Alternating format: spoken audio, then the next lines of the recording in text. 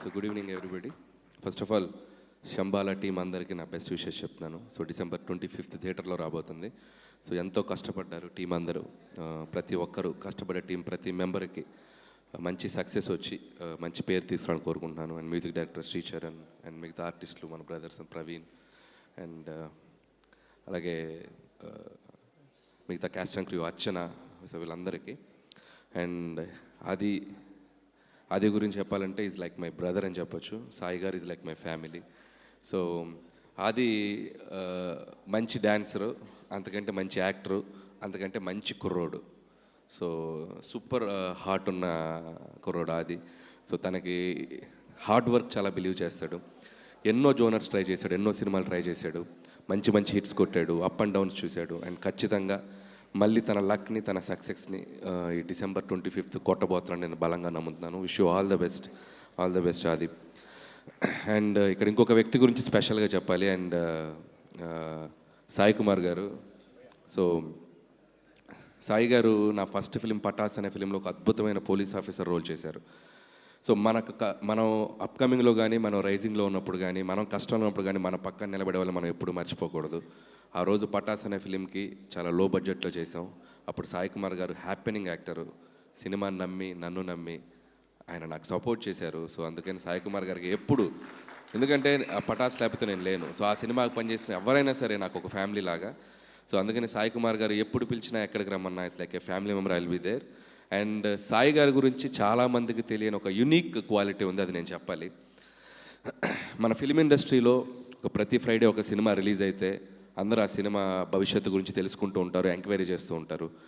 So అదేదో ఆయనే తీసినట్టు, అదేదో ఆయనే ప్రొడ్యూస్ చేసినట్టు పాపం ప్రతి సినిమా గురించి ఆ రోజు మార్నింగ్ రిజల్ట్ ఏంటో కనుక్కుంటారు. అండ్ కనుక్కున్నాక ఆ రిజల్ట్ టాక్ చెప్పేటప్పుడు నేను అబ్జర్వ్ చేశాను. ఒక సినిమా హిట్ అయితే భయ్యా చాలా హ్యాపీగా పెద్ద హిట్ అంట భయ్యా అంటాడు. ఒక సినిమా పోయిందంటే భయ్యా పాపం అంటారు. సో ఇది నేను చాలా రేర్గా చూశాను ఈ క్వాలిటీ. అంటే పక్క వాళ్ళ సినిమా ఆడితే తన సినిమాలాగా సంతోషపడతారు, పక్క వాళ్ళ సినిమా పోయినా అరే తన సినిమాలా బాధపడతారు.